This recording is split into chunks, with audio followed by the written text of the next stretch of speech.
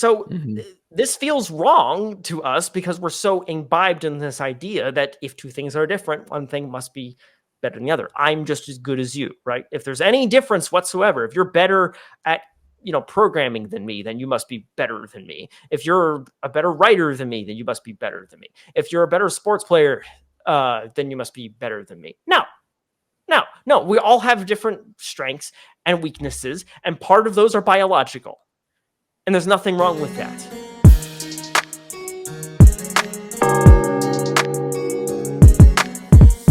Welcome back to the Circle Dwellers podcast, a production of the Protestant Monastic Order of Life Mission Fellowship. This is a show about living out the gospel in an intentional Christian community. My name is Matt Krell, and I'm back here with my brother in Christ and in blood, Timothy Krell. Hey, Matt. Hey. So, Tim, I many people know this, but I'm kind of really obsessed with the Middle Ages. I love chivalry and all that jazz. And I've been told by various people that, yeah, a lot of people aren't actually aware of like what chivalry actually is and the tradition of Western manhood and such. So it's a very interesting topic. So I thought we would do an episode on that. And yeah, I think it might be helpful for our audience because I think you testify this too. Like masculinity is definitely looked down on in the wider culture. Yeah, for sure. One of the things that I wanted to discuss is that I think some of the framing of the problem is a little bit wrong because the traditional archetype of Western masculinity isn't really like the Lone Star, cowboy off going and doing his thing. It's actually the European knight. And I think that would be a far more useful model for Christians, but for the wider culture as well, of encapsulating that kind of older chivalric principle. And it actually doesn't mean what you think it means. So I think this will be is going to be a useful one, and hopefully, if you're male and watching this, you'll get a lot out of this. But I certainly think a lot of ladies too can practice what I'm going to be talking about here. But needless to say, it is more of a masculine thing. But I think this might be informative and helpful. Yeah, there's there's quite a bit of a world of chivalry to jump into. It's almost considered like a negative thing now in the modern culture. Like the word chivalry sounds like, it's almost as bad as like chauvinism or something. Well, it is. Point, that's a lot of feminism. Like we've had years of feminism, like telling us that. Yeah, they immediately, like, people's minds jump to the, the knight that goes out and saves the princess, but really the princess has to save herself and all of that. Mm-hmm. Yeah, I also note that too, that whenever you make a movie with that kind of premise now, everyone hates it. Which is interesting. It doesn't do very well. No, not really. Sure. It was basically being subversive only works once. Yeah. Right. So why is that? Well, there's many reasons, and I'm going to now completely avoid them because I want to talk about what I want to talk about, which is why feminism hating on chivalry is not a very logical or good idea. So let me see if I can articulate this properly. And feel free to push back on this and see if we can kind of steel man the argument here, which is this. So I've heard feminists say that chivalry is by definition impossible in a modern society and sexist. And here's the reason. The reason is that it means that a man has to treat a woman as a weaker individual. And that is sexist. Okay. Does that seem like a solid argument here? I did pull this up from online websites and such, so it's not coming out of nowhere right here. But I'm doing my best to steel man the other side. When you ask solid, do you mean, does it sound like you're steel manning it well, or does it sound like the argument is good? Yeah. I think so. That seems fairly fair. Right, because if you have to treat woman as weaker, then that's sexist, right? Because like you're saying she's inferior. Yeah, it seems reasonable to me, and I think most people would probably at least intuitively understand that or agree with it. Yeah, I think like probably it has to do with like there's some kind of thought of like that ultimately you're denigrating her worth, right? Right. And you are basically saying that a woman is worth less than a man. But a lot of people on the other side of that wouldn't actually say they're saying that. So because a lot of it comes down to like how do you define worth, and what is worth, and what does that mean, and what is the point and all that. Yeah, But and we're going to yeah. actually get right into that here, which is this essential argument of what I'm the error that you're making here. But before I explain that error, I do want to point out something, which is that we haven't actually defined what chivalry is yet, right? Hmm. So instead, I'm going to give you a better definition in a minute, but let's start with a very basic, common parlance type of definition here. And I've gotten this from various online dictionaries once in a while, and I can't find it nowadays, but needless to say, I think this is kind of what most people mean. And it's this: chivalry is an honorable or polite way of behaving, especially toward women. Seem reasonable? Hmm. Okay. So Hmm. Hmm. follow me very closely here, because this is going to require all of your great brain powers of logic and reason and deduction to understand what I'm about to say here. Okay. So Okay. I'm right. ready. You ready? You ready up? Okay, here we go. So sexism is not honorable and polite. So Okay. therefore, chivalry cannot be sexist. Right?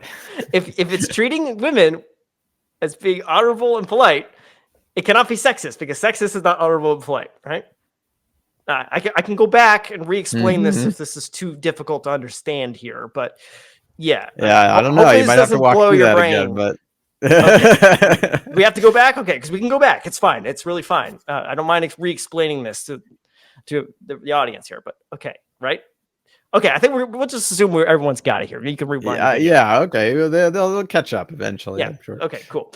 So, but anyway, I hate that definition anyway, because it's very truncated. It doesn't match with the entire tradition of chivalry that you can find. And it really just boils down to, oh, open doors for ladies. Like, come on, man. There's so much more to it. So I don't really like that definition. But if that's what you're going to go with, you can already immediately see the problem here, because sexism isn't, polite. Hmm. So what's really going on here? Well, the problem has to do with a false dichotomy and the understanding of how we see people as being worthwhile. What gives someone a value? All right. The train of logic kind of goes like this, which is that if two things are different, one thing has to be better than the other. All right. So if men and women are different, therefore one of them has to be better than the other. So we can call that chauvinism, if you will. People obviously understand why that's wrong. So they make the opposite error. They go and say, okay, so that means men and women have to be the same. Because if they're different, that means one of them is better than the other, right? So no, men and women are the same. And that's called egalitarianism.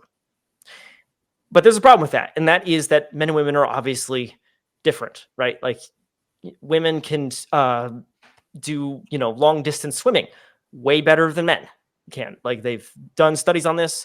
Women are not as physically strong as a man. If you put an average woman in a boxing ring with an average man, the average man will break their jaw, and it's proven. The Israeli forces have tried fielding women in their armed forces, and they stopped doing it, I believe, because There's yeah, there's there's issues. also the horrible story about the soccer team and how the the young teenager boy soccer team like completely trashed Yeah, the the women's professional professional women's. soccer team. you know? Yeah, like if men and women were the same on paper, that shouldn't be possible. But that's what happened, right? Because 15-year-old boys can beat most ladies. All right, so clearly this doesn't make any sense either, right? But unfortunately, that's the only two options that people are left with, right? They either that chauvinistic idea of one thing being better than the other, or the egalitarian idea, which is objectively false. Well, what I would say is that both of these are errors because the premise is wrong. Just because two things are different does not mean that one thing is better than the other. In fact, we in America have a very useful phrase about this. It's called comparing apples to oranges, right?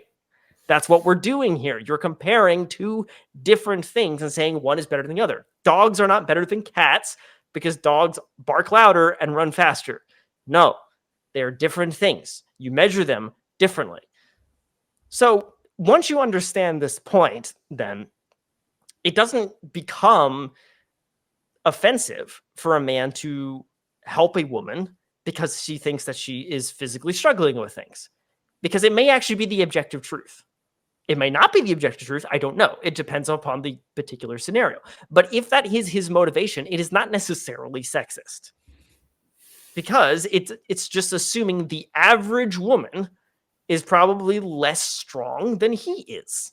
So this feels wrong to us because we're so imbibed in this idea that if two things are different, one thing must be better than the other. I'm just as good as you, right? If there's any difference whatsoever, if you're better at programming than me, then you must be better than me. If you're a better writer than me, then you must be better than me. If you're a better sports player, then you must be better than me. No, we all have different strengths and weaknesses, and part of those are biological. And there's nothing wrong with that. We complement each other. It's okay. God made a wide variety of humans, and we all have different gifts. It's all fine. Your worth does not come from the things you do. It comes from your status as a child of God. That can never be taken away from you. So relax. It's fine. I wonder too, like with some of those kind of things that come up, it's because like people on that feminist kind of worldview tend to be very egalitarian, so they don't like the idea of authority or hierarchies or anything like that. And so like and there's concepts that they'll talk about, like flat leadership structures and ridiculous things like that. But because everything's flat, they don't want to have hierarchy. The moment anything comes up that might even start to suggest a hierarchy, it kind of like shatters their world, and that like the idea that you might be better in something than someone else, right? You can't acknowledge that at all, because that starts to acknowledge hierarchy to some extent, right? And then because that one hierarchy, right, just becomes everything.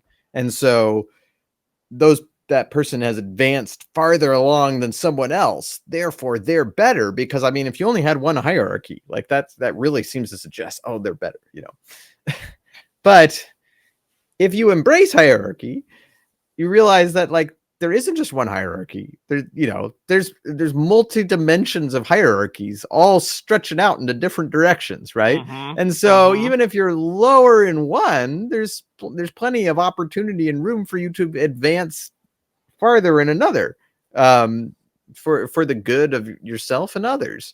But so it's like the limited pie kind of. Yeah.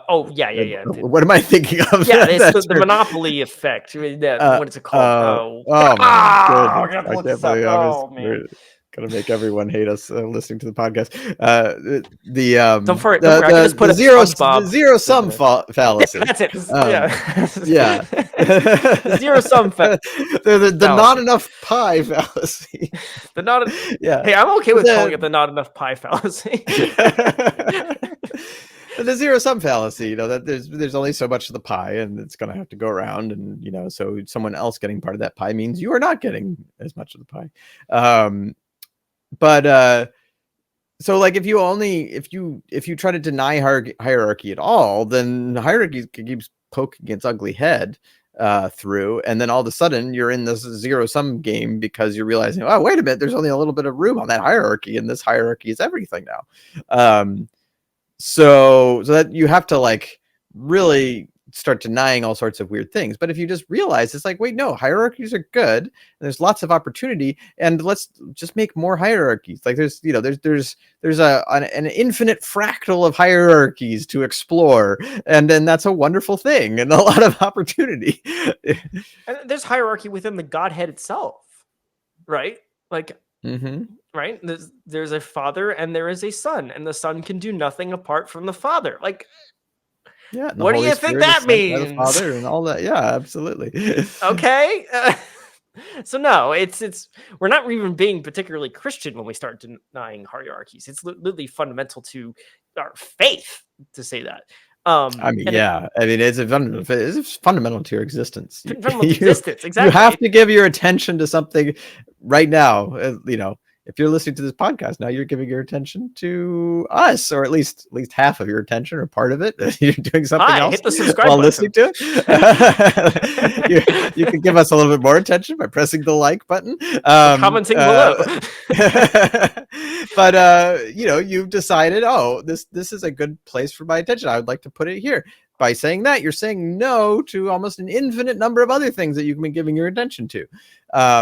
That's a hierarchy. It's just it's impossible. It would be impossible to exist without that. Absolutely. Absolutely.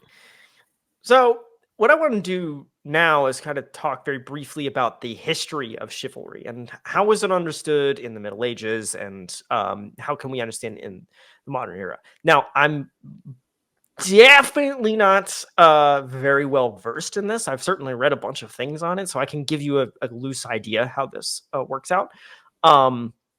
But this is only going to be the briefest of primers. If you really want to go look into this, I recommend you check out.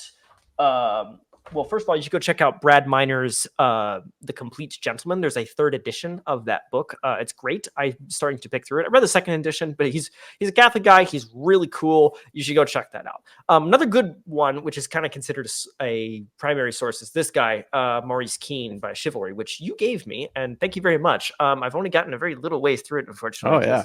When you finish it, I need to borrow it from you, Zach. Yes, definitely. Well, I mean, I recommend you read what is it? The Complete Gentleman, because it's a little bit easier. This is very academic and quite dense, so I'm gonna finish it someday. But yeah, so if you're in a more scholarly world, this is definitely a good one. But the Complete Gentleman's more for an everyman audience, so I think you'd enjoy that one better. Nice. Anyway, so yeah, so I'm going to kind of reiterate some of the information you can find in here. But basically, as Maurice defines it, chivalry is really kind of five virtues that show up in all these very specific ways: courage, honor, generosity, loyalty, and respect. Right? If you can see those five elements, you can say that thing is a chivalric code of ethics. Right? Now, what we mean by a code of chivalry varies from region to region. The different knightly orders throughout Europe had their own definitions of that, but they all share these same five elements. So that's why we can use these broad aesthetic brushstrokes. Now, what's interesting too is if you look into Bushido, the samurai code of ethics, it's actually very similar. It is slightly different, so that's why it would probably be improper to call it chivalric. Especially just because it's at least Eastern, so it's different culture. But if a knight and a samurai had met each other, and they didn't, as far as I'm aware, they would have immediately recognized the same thing in each other because it's very, very, very similar. Now, do any of those books kind of contrast those at all? I've always kind of wondered how the samurai code compares to the Western kind of knight aesthetic. I don't know if Keene covers it in his book because I only got a little ways through it. He might talk about it later on. I think Miner may touch on it in his book, but he's obviously focusing on the Western tradition. So if he does, it's only for a very brief moment. He does talk about some like various aspects of Eastern philosophy that do touch on this, and he's a Catholic, by the way. So he's pulling from a lot of different sources. But that was more in relation to something called sprezzatura, which is an Italian word, I believe. And what that means is like what we would call cool or classiness. It's the kind of the kind of calm in commandness of a person. You can kind of see that in some of the older actors like Sidney Poitier, even a little bit of Laurence Olivier. Yeah, like Laurence Yeah. Olivier, he has a bit of it. So you know it when you see it. It's definitely this very kind of casual coolness about someone who feel like he's not phased by anything, and he kind of handles everything with class and wit. Right, that's what Sprezzatura is. So you can kind of see Keen's definition of these five things is kind of wrapped up in those. But if you want to be like very chivalric from the medieval perspective, yeah, it's kind of you follow those five points more or less. However, there is a more useful and precise definition which C.S. Lewis gives, and I find this one very useful, and it's very practically useful for the modern era because let's face it, I have not had to use any of these swords back here in any physical combat yet. So, the kind of classic knightly virtues here are not really in well supply unless you're in the military. So, a more practical definition, which Lewis gives, is meekness plus ferocity. The knight is meek in that he's gentle and kind and going to be generous, and he cares for a lot of people, and he's very comfortable with normal life, but he's also extremely ferocious. So when fighting is on the table, he fights with everything he's got, and it's not a happy medium between these two things. It's the max of these two things at the same Mhm. time running in parallel. So That's really neat. yeah. Yeah, it reminds me a little bit of how Winky Pratney talks about meekness isn't weakness. Yes, it's And, exactly that point. it has people tend to think of Jesus as he calls him Meeky Mouse. This little recalcitrant kind of pushover person. But I like it. that's and so he goes, when we're called to be meek, that doesn't that's our Western idea of like more modern idea rather of what we consider weakness. A meekness is kind of closer to weakness, but that's not actually what meekness is. So like I think it might be kind of surprising to people to hear like say meekness plus ferocity. Like it's like, well, isn't that a contradiction in terms? Exactly. Yeah, and you can find this in other places too. In the prayer of St. Patrick that we pray every morning, at least during this particular liturgical year. It includes it's a very nice prayer, which is let's see if I can get it right. Christ is a light, illumine and guide me. Christ is a shield, overshadow me. Christ under me, Christ over me, Christ beside me, on my left and my right. This day be within and without me, lowly and meek, yet all Yeah, all powerful. powerful. Yeah. Be in the heart to be true of my speak, and it goes on from there. But again, it repeats that lowly and meek, and yet all powerful. You can see the same contrast going on here. Now, power doesn't necessarily imply ferocity, but it implies the capacity for ferocity. So it's very similar. But there's another favorite little example of this, and that is when Lucy is talking to Mr. Beaver and says, "Wait, so Aslan's a lion? Is he safe?" And Mr. Beaver says, "Safe? Of course he isn't safe, but he's good." Yeah. Right?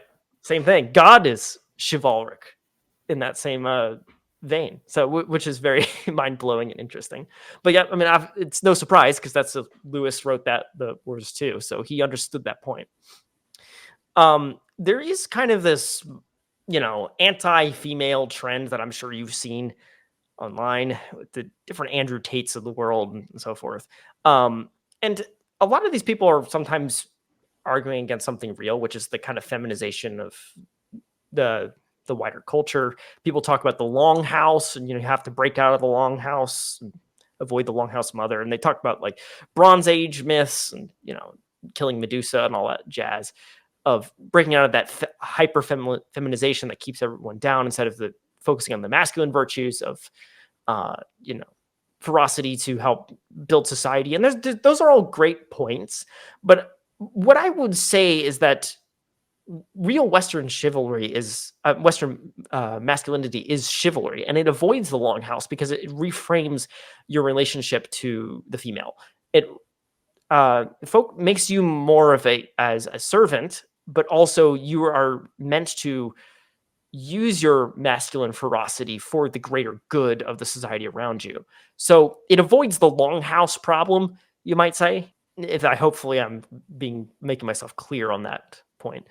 Yeah. So what? Just say it again. What is the longhouse problem Yeah. exactly? So the, the the argument is that, like, civilization used to be just bossed around by a couple of very bossy women, basically. The longhouse mother, the idea where, just one female queen rules everything and bosses all the weak males around, right? In order to be free, you have to leave that society and become, a Bronze Age hero who can slay Medusa, who represents that. There's something very Hmm. profound about those myths Hmm. and how Mm-hmm. Western civilization is created by ending the feminization, if you might say, of the kind of very ancient society. There's a Hmm. point there, and I think there's something to explore. A good example of this that I'm more familiar with is Coriolanus from Hmm. Shakespeare. Um, One of the problems with Coriolanus is he's this great general, but he's still very bound to his mom in this very bizarre relationship. The good senators must be visited, from whom I have received not only greetings, but with them change of honours. I have lived to see inherited my very wishes, and the buildings of my fancy. Only there's one thing wanting, which I doubt not, but our room will cast upon thee. Good mother, I'd rather be their servant in my way than sway with them in theirs.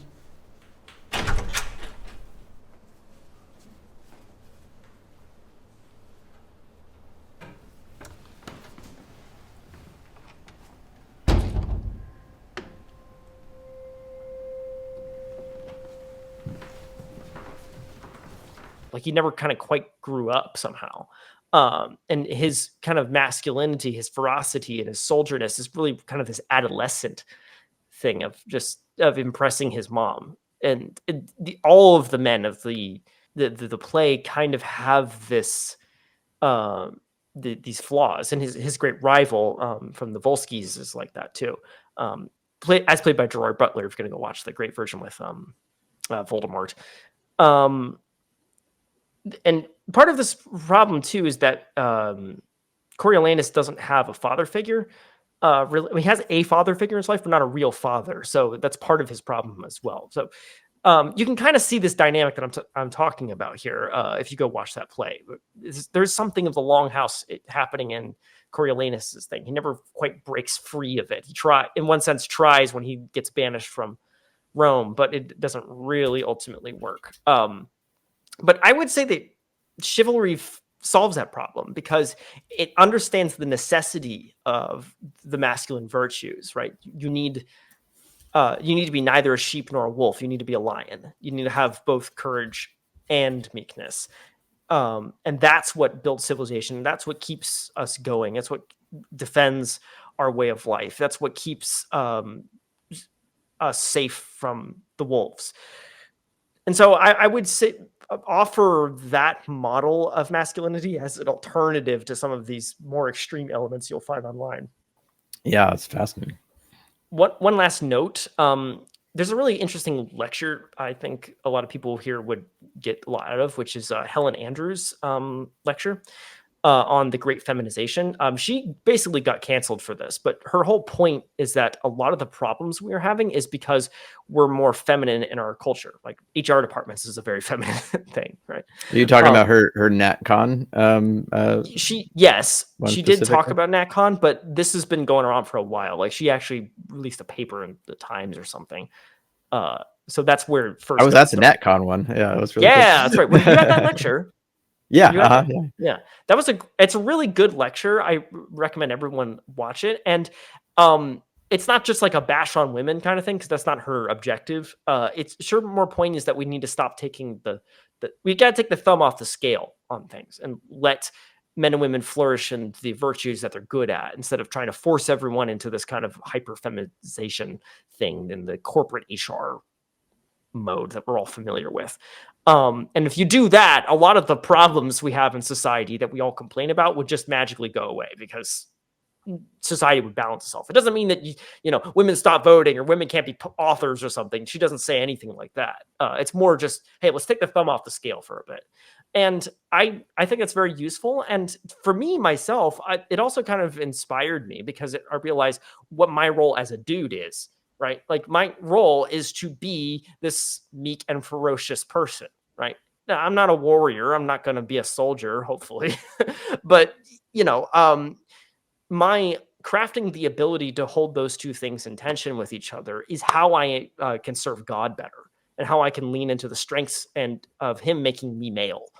So I offer that to the audience as a good lecture. It's very intriguing, very useful, but it also very much relates to what we're talking about here. Yeah. Yeah, it's fantastic. Definitely. Helena Andrews' stuff is really, really good. Really worth listening to. Before we wrap up, Tim, do you have any other comments about this? Nothing specifically, but I just encourage to keep pressing in and reading more about the chivalry. It's anytime the broader pop culture is trying to push you away from something that might be mean it's worth checking out a little bit deeper. There's definitely a really strong attempt to just demonize everything around chivalry, and I've really been blessed by all the research and studying you've done of it and everything, and it's definitely it's definitely something that brings a lot more color to the world, I would say, Certainly. Certainly. Well, for both men and women. So yeah. Also eat more meat as well. Yeah. That makes you more it's a very knightly thing to do, I feel like. Definitely. Yeah. We just had a fun podcast episode where I kind of ranted for 30 minutes about why veganism is stupid. So if that's your thing, you can go click on that right now. Yeah. Keep your sword in one hand and your mutton in the other. Yeah. Amen.